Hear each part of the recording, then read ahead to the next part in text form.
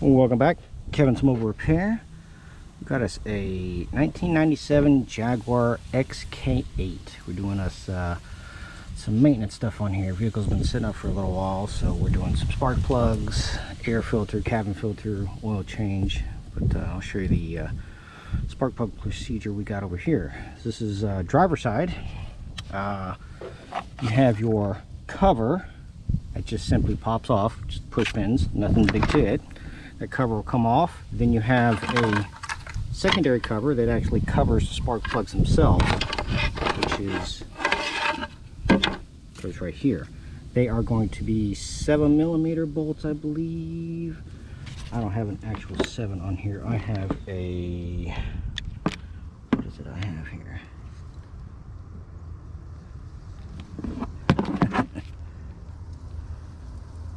Like a 7/32 or something stupid like that. But anyways, it's a small one. It's like a little bit smaller than an 8, a little bit bigger than a 7. So that'll take those cover bolts off, and then here's your ones for your coils. So cover comes off, pops up out of the way. That's easy. Getting to the back ones on this one here is a little bit more difficult than the passenger side. I took off this coolant. I believe it's going to be a coolant pass-through or coolant sensor or something coolant related, or is this evaporative emissions? Never mind, it's evap related. 210s right here. Moved it up out of the way, pushed it down so that way I could also get the coil pack itself out of the way. The coolant jug right here, Torx bit, T25 T27 I believe, and has 2 little indentations back there. Pull it up and out of the way so that way it sits right here. Once this is moved, then everything is a little more accessible. Like I said, I used a 1/4" swivel extension to get to the cover bolt that's right down there, and the top one's pretty easy. But once you get it out, you got to disconnect your little connectors, and be careful with the edge of this thing. These things will be very brittle. So I used a pick to go in from the back, lift up on the tab just enough, and then pop off the connector itself, and then the harness just moves up and out of the way with no issue. And then of course the coils come off, and away we roll back in. So these things have been in there for quite some time. They are rather nasty. All right, passenger side, roughly the same procedure, just a couple of different items to do.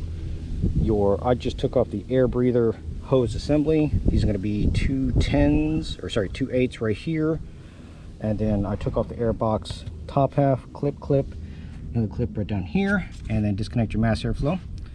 And I disconnected the breather tube from right here. It's 2 little push clips like on most European BMW, Mercedes. If you've ever worked on any of those European cars, they're going to be roughly the same. And then whole assembly up and out of the way. Gives easy access to everything over here. The only one I had trouble with was the one here in the middle. You had to use a 1/4 with a 1/4" ratchet just to get it, because it's too close to the shock tower right there for it to come out. But same procedure on this one. The spark plug socket is a 5/8. I used a series of extensions and swivel head on this one in order to gain access to said spark plugs. Other than that, there's not too much to that. Book time says it pays about 2.2 hours. This is going on about 45 minutes. I've got passenger side done, driver side button up. Should take about another 5 minutes here, and away we roll with that.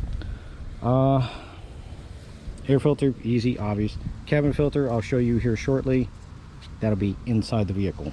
But any questions or comments, please feel free to let me know.